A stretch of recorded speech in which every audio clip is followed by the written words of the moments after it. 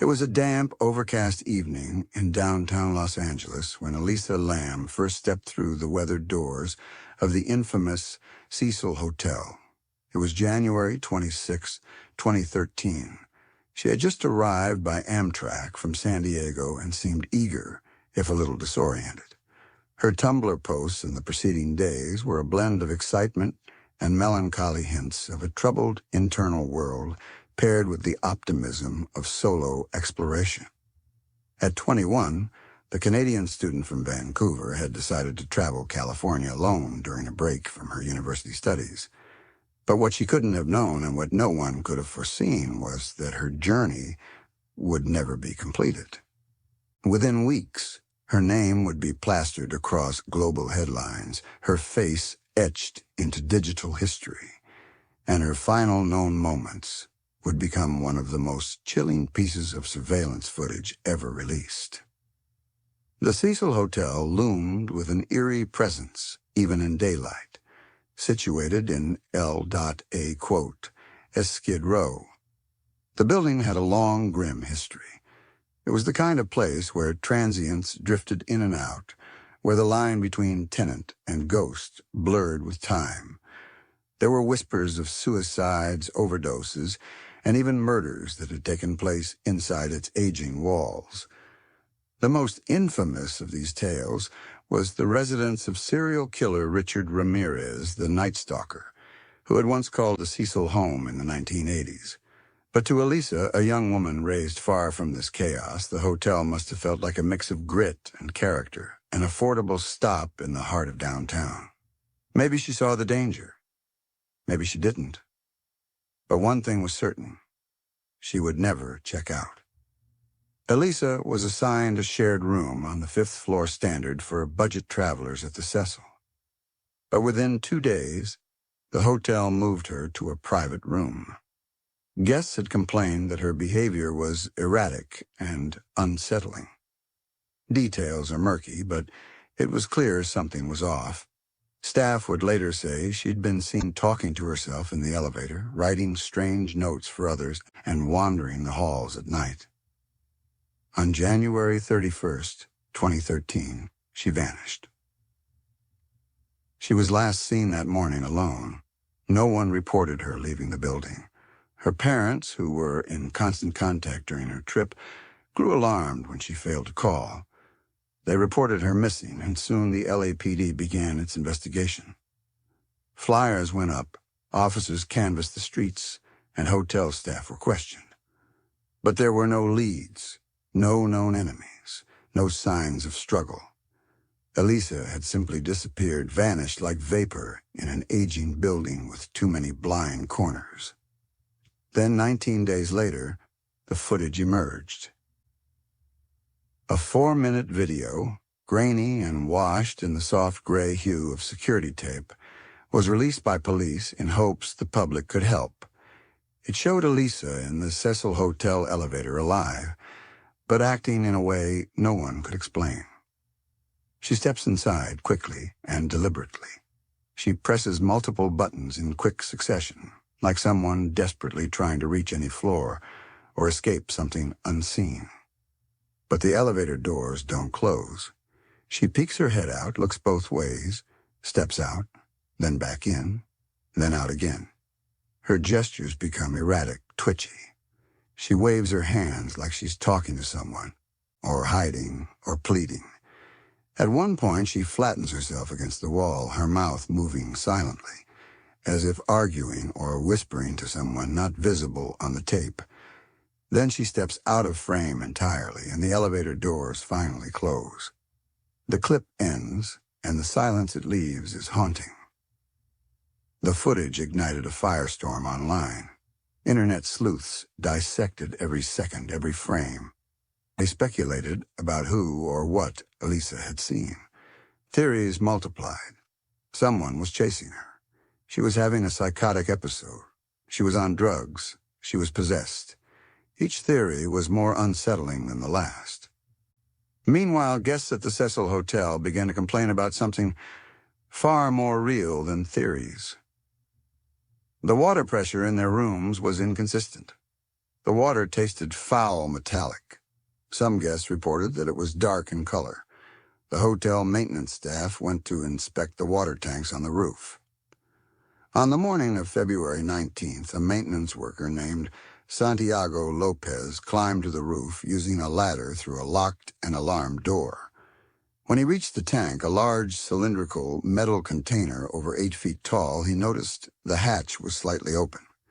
Inside, floating face up in the murky water, was the nude and decomposing body of Elisa Lam. The discovery was horrifying. Her clothes, the same ones she wore in the elevator footage, were found at the bottom of the tank, along with her hotel key and watch. There were no signs of trauma, no drugs in her system, no alcohol. The coroner eventually ruled her death accidental, a result of drowning, compounded by her diagnosis of bipolar disorder. But the ruling only raised more questions. How did she get to the roof without triggering the alarm? How did she open the heavy metal tank, climb in, and shut the lid behind her all on her own? And why? Theories exploded. Was someone already on the roof that night? Was she coerced into the tank, chased, or worse, murdered? Was this a psychotic break that ended tragically in a moment of confusion and desperation? But perhaps the darkest mystery of all was the silence of the Cecil Hotel. There were no working security cameras on the roof, no evidence that Elisa was helped or harmed by anyone else, and yet it all seemed so implausible, so impossible, that a young woman could undress, climb into a full water tank alone, and never emerge. Some pointed to the elevator video as proof of paranormal interference. Theories about ghosts, possession, and even time travel were floated by online forums. Others noted the eerie parallels to a 2005 horror film called Dark Water, in which a young girl's body is found in a building's rooftop water tank after bizarre events. The similarity was chilling, too close for comfort. But as the internet searched for answers, Elisa's family mourned. They rejected the idea that her death was an accident. She had been dealing with her mental health, yes, but was high-functioning, artistic, and careful. She had plans. Books she wanted to read, places she wanted to visit. She had checked in, but never checked out. And no matter how many theories emerged, no one could answer the simplest question of all. Why? The Cecil Hotel, for its part, remained mostly silent. Legal proceedings followed. Her family filed a wrongful death lawsuit. Investigations were reopened. But the truth, if it ever existed within the concrete walls of the building, had long since been swallowed. And as the weeks turned to months, the case slowly dissolved into urban legend. The Cecil Hotel would rebrand. The water tank would be cleaned. The room Elisa stayed in would be shut down. But her story, the story of a girl lost to the shadows of a cursed building, would never be forgotten. It lingered in the minds of millions. In every flicker of that haunting surveillance tape, in every hallway of the hotel that had seen too much, in every question refused to be answered. And somewhere, beneath the surface of what was known, the mystery of Elisa Lam continued to echo unresolved, like the slow drip of water from a rusted pipe, steady, silent, and cold. The city didn't stop when Elisa Lam's body was pulled from the rooftop tank. Los Angeles never does. Beneath the hum of traffic and the haze of smog, people kept moving, living, forgetting. But in the shadow of the Cecil Hotel, something remained broken, something that defied logic. The kind of break that lingers not in the streets or the walls, but in the timeline itself, a crack between cause and effect, truth and illusion. Investigators went to work, at least on the surface. The LAPD retraced her steps with sterile precision. They checked her Amtrak and hotel records. They reviewed the elevator footage 100 times, consulted doctors, reviewed her prescriptions. They tried to contain the chaos by labeling it clinical, by blaming it on Elisa's mental state. But the pieces never quite fit. Her autopsy report arrived nearly 4 months after her body was found. According to the Los Angeles County coroner, the cause of death was accidental drowning, with bipolar disorder listed as a contributing factor. But it was what the report didn't contain that drew more attention. There were no signs of external or internal injuries, no bruises, no broken bones, no signs of sexual assault. There were traces of prescription medications consistent with what her doctors had prescribed, but no illegal substances, no alcohol, no toxins. A perfectly clean toxicology screen in a woman found naked in a sealed tank. And then there was the matter of how she got there. The door to the hotel roof was locked. Not just with a key, but with an alarm system. According to hotel management, opening that door would have triggered a loud alarm at the front desk. But no one heard anything that night. No alarm, no footsteps on the roof, no signs of struggle. And even if the alarm somehow malfunctioned, Elisa would have had to climb a ladder on the outside of the tank, open a heavy metal lid, get inside, and then somehow, against the laws of physics and muscle, close the lid behind her. Hotel staff insisted the lid was closed when the body was discovered. The maintenance worker, Santiago Lopez, initially stated he opened the hatch to check the water after complaints, and only then saw the body. But later accounts became murkier. Some said the lid had been open when he arrived, some said closed. Witness testimonies fluctuated, like the ripples in the water itself, never clear, never still. And then came the lawsuits. Elisa's parents, David and Una Lam, filed a wrongful death lawsuit against the Cecil Hotel, alleging negligence in their daughter's death. They argued that the hotel failed to secure dangerous areas like the rooftop and should have done more to monitor guests with mental health issues. But in 2015, the suit was dismissed. The judge ruled that Elisa's death was unforeseeable, that the hotel could not have reasonably anticipated such a tragedy, and certainly not one that defied so many normal patterns. The Internet, meanwhile, was far from done. In forums and Reddit threads, YouTube videos, and amateur documentaries, the case took on new life.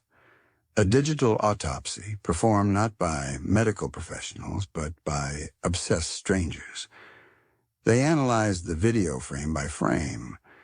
They noted how the elevator doors remained open for an unnaturally long time, more than 30 seconds, far longer than normal elevator delay settings. They speculated that the footage had been edited. Timestamps were missing. Portions of the video appeared to skip, jump, or freeze. It was as if someone or something had tampered with it. Theories flourished. One camp clung to the belief that Elisa had suffered a psychotic break, a result of her bipolar disorder. Her Tumblr posts from before the trip mentioned feelings of isolation, depression, and mood swings. She had even described herself as utterly directionless. Her family later admitted that she had previously gone off her medication without consulting her doctor.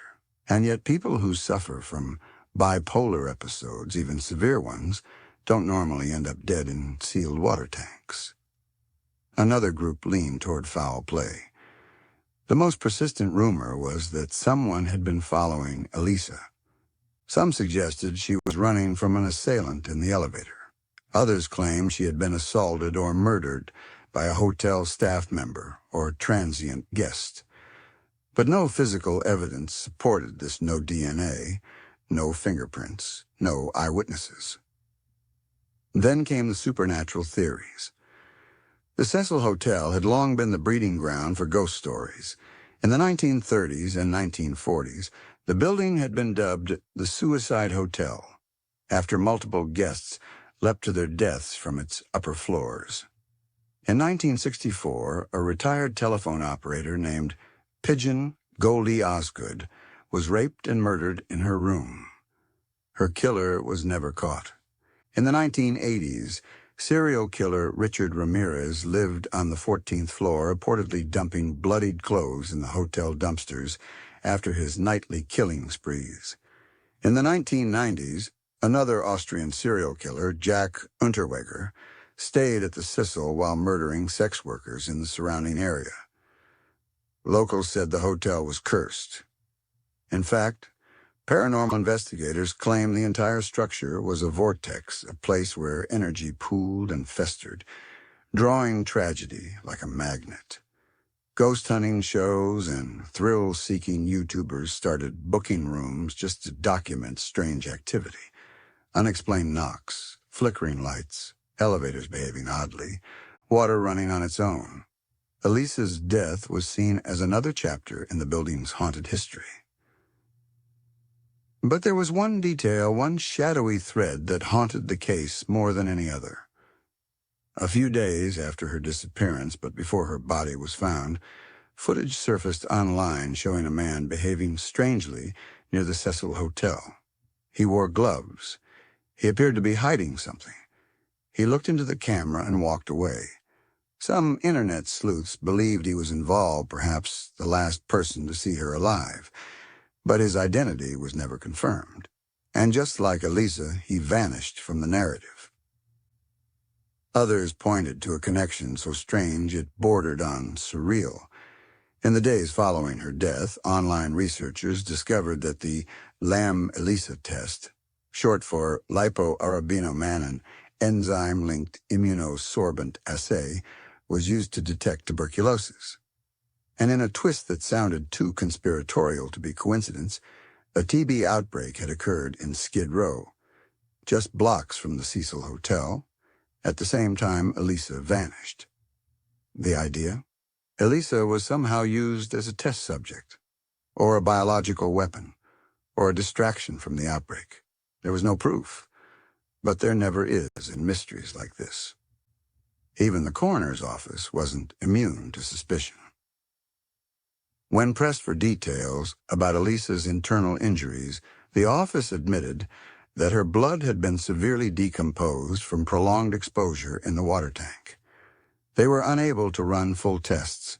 Samples had been lost. Some records were sealed. Was it incompetence, bureaucracy, or something worse?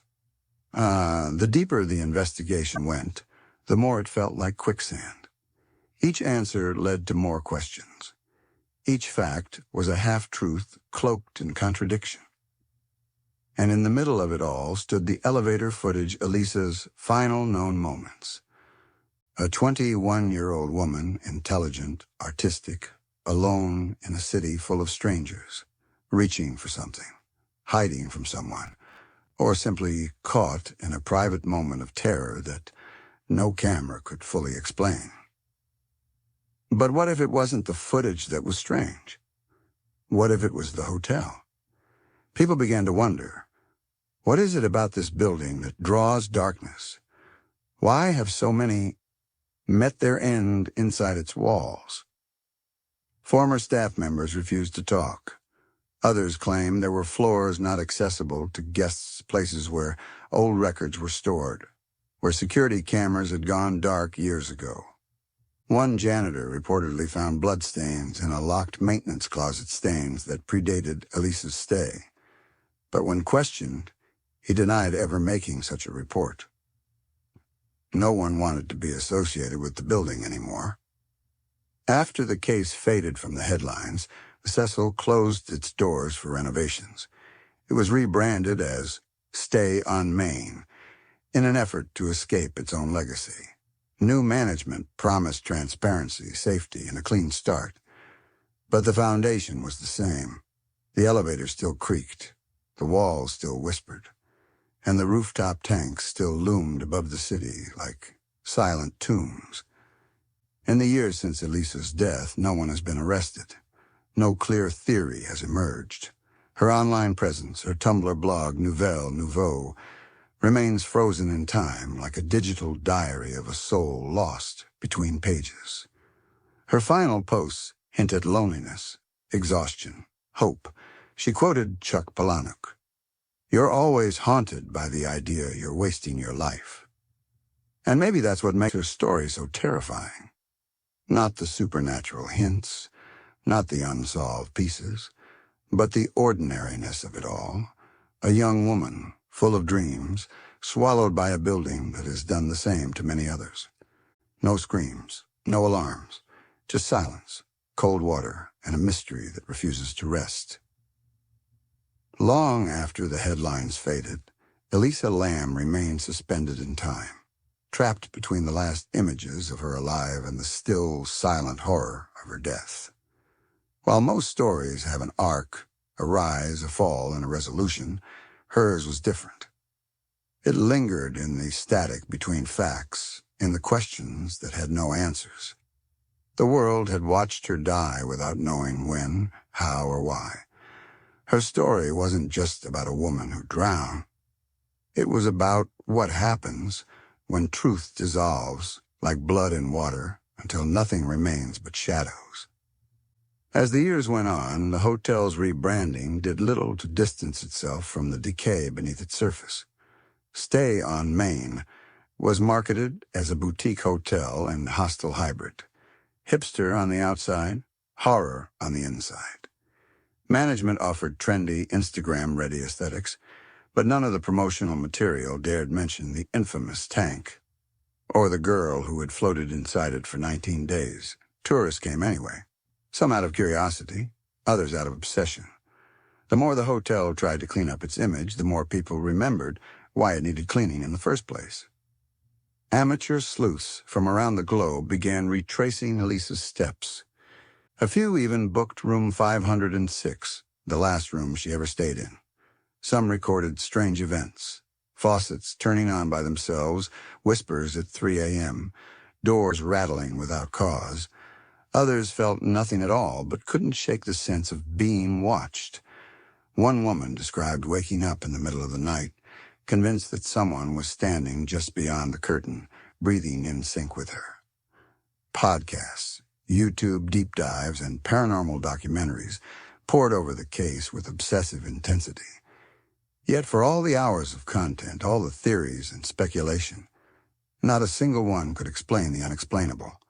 There was no proof of murder, no trace of accident, no clean psychiatric profile that aligned with the events that occurred.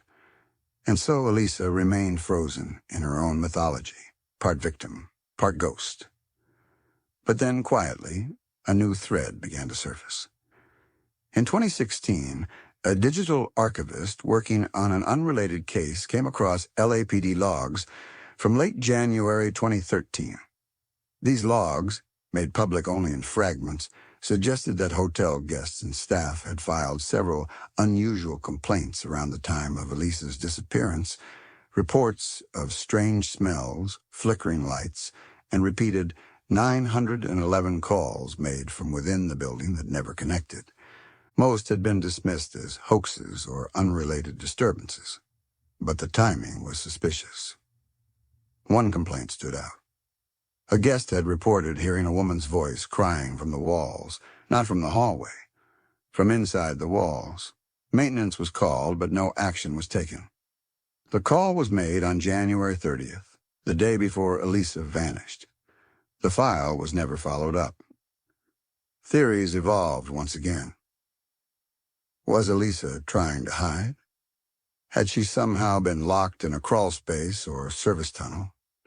Could someone have stalked her through the hotel, perhaps a staff member with access to off-limits areas? The building's age and design made it a labyrinth. There were reports of hidden maintenance shafts, stairwells that led nowhere, and boarded-up rooms not listed on any active floor plans. And then there was the elevator itself. The elevator footage remained the most analyzed video in the case. Experts in body language, psychology, and digital forensics all tried their hand at deciphering it. Some claimed she was clearly hallucinating. Others insisted she was communicating with someone just out of view. But the most chilling observation came not from a detective, but from an elevator technician. In a Reddit AMA, a man who claimed to have worked on the Cecil's elevators said that For the elevator to stay open that long without closing, someone would have had to press and hold the door open button continuously. That detail alone shook many who believed Elisa had been alone the entire time. Was there someone else in that hallway, just beyond the camera's reach, holding the button? The idea reignited suspicion of foul play.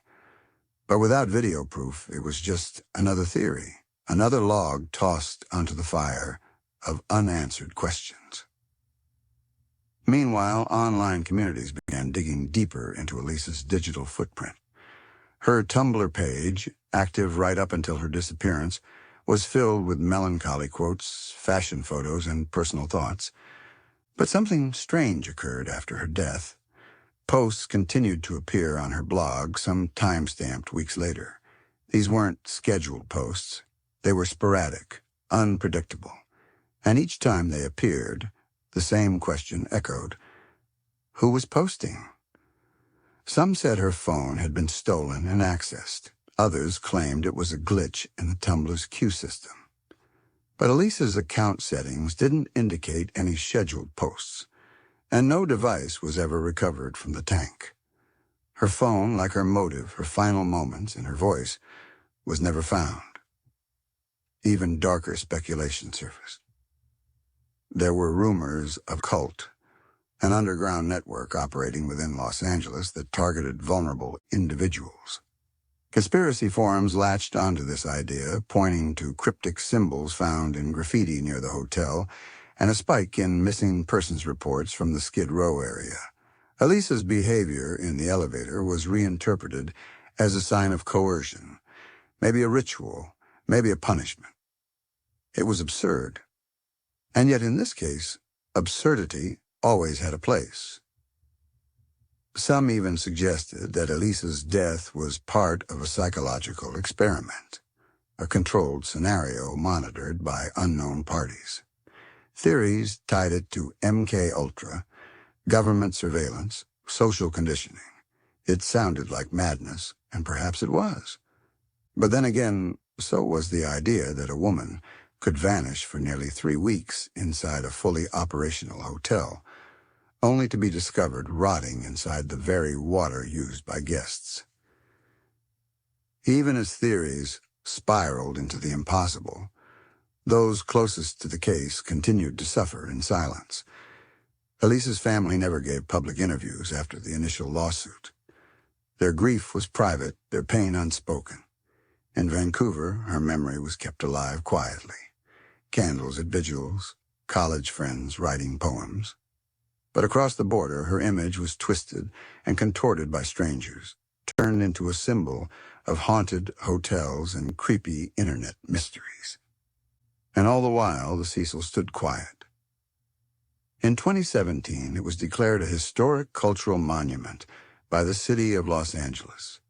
The move preserved the building's facade and structure, ensuring that its past, its long haunted past, would not be erased. Developers spoke of transforming it into a trendy space with retail stores, upscale apartments, and modern touches. But the core of the hotel, the bones beneath the paint, remained the same. The rooftop tanks were sealed. Room 506 was never listed again.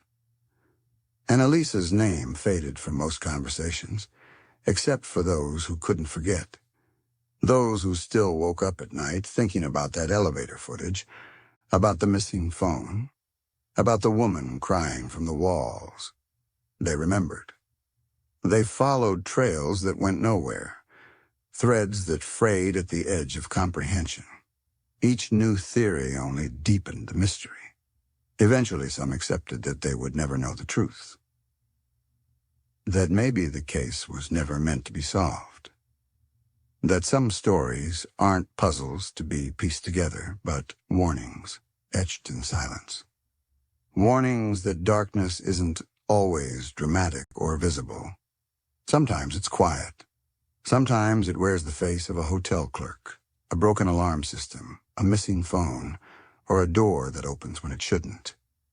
And sometimes It looks like a young woman standing in an elevator, alone, confused, and about to vanish into a city that would never stop spinning. As time marched forward, the world outside the Cecil Hotel evolved.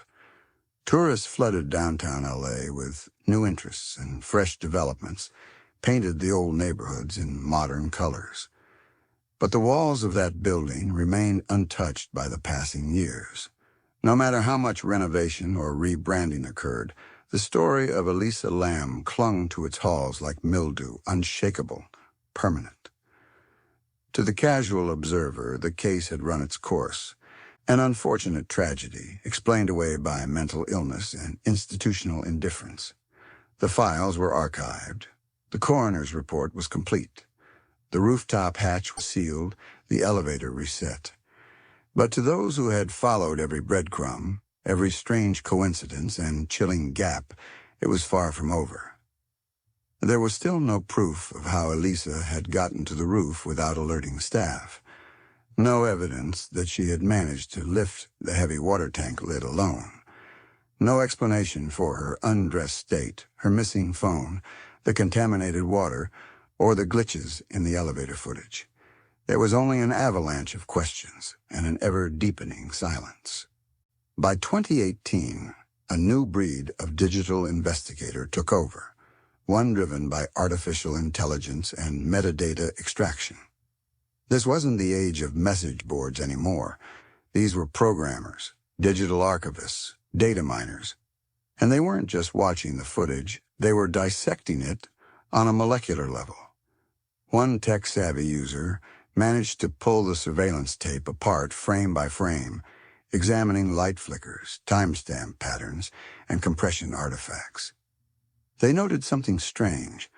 A full 54 seconds had been removed from the released footage, not sped up, not glitched, removed. Who edited it, and why? Was it the LAPD attempting to spare the public from a disturbing image? Or was it someone else, someone with a reason to hide a presence in the hallway, just out of view? Had Elisa encountered someone in those missing 54 seconds? Someone who never appeared on camera, but who changed the trajectory of her life in a moment. That kind of intentional removal, the investigator claimed, required manual editing, done at the source. And yet, this finding barely made a ripple.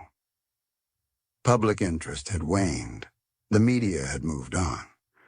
There were no reporters left to chase this lead. Just online communities echoing endlessly in the digital void, hoping that somewhere someone might be listening. But what they didn't know was that someone had been listening all along. In early 2019, a retired LAPD officer anonymously posted on a now-deleted forum that several aspects of Elisa's case had deeply disturbed him and were never publicly disclosed. He claimed there were internal memos about unexplained inconsistencies, motion sensors in the stairwells that were never triggered, a second elevator camera that mysteriously malfunctioned during the exact time Elisa was recorded, and a guest who checked out on February 1st, hours after her disappearance, who paid in cash and left no forwarding address. The department, he claimed, quietly dropped these leads due to lack of physical evidence. There was something else. The officer claimed Elisa's autopsy had originally been marked as inconclusive. He alleged that it was only changed to accidental drowning after pressure from city officials, concerned about the growing negative attention and its potential impact on downtown tourism. It was speculation, unverified, impossible to confirm. But it hit like a cold slap to those still following the case.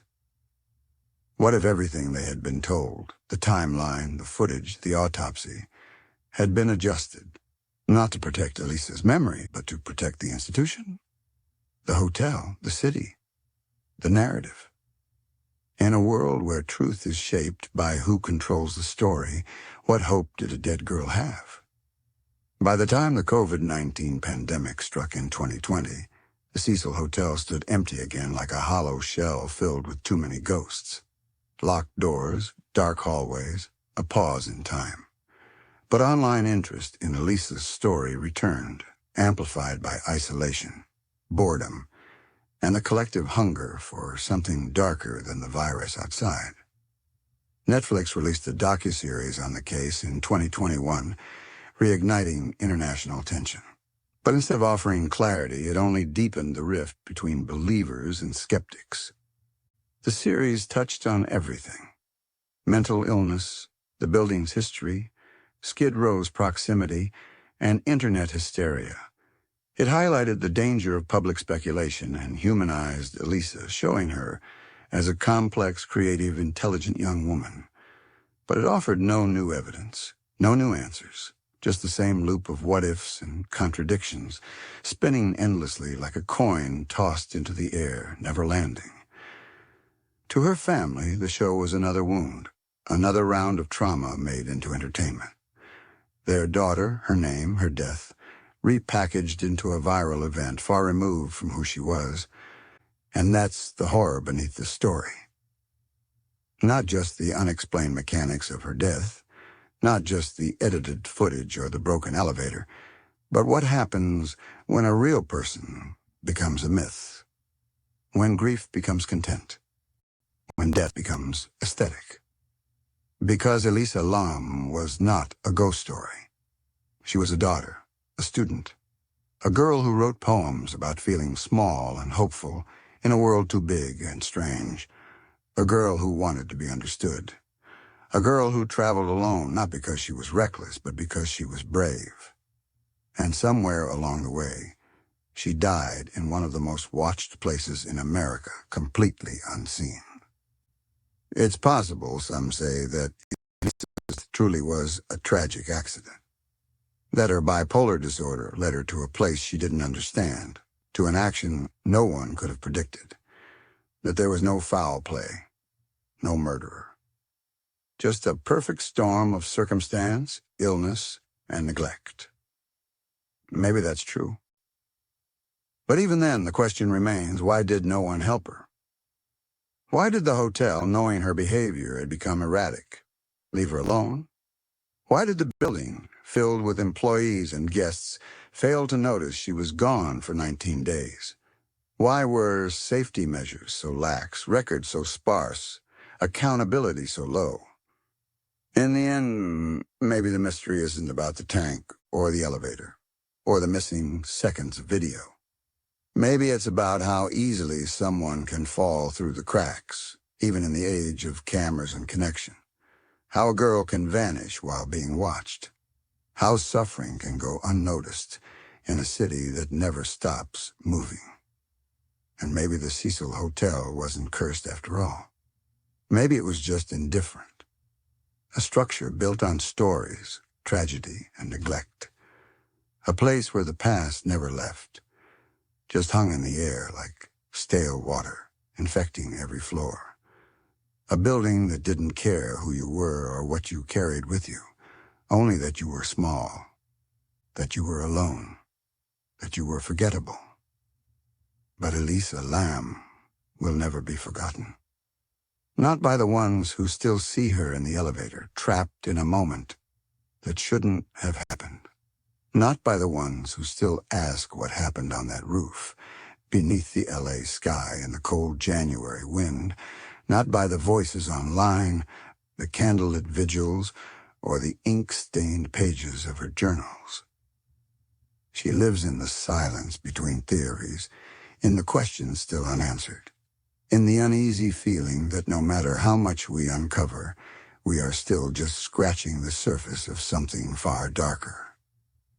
And in that silence, her story remains, unsolved, undisturbed, and deeply, irreversibly human.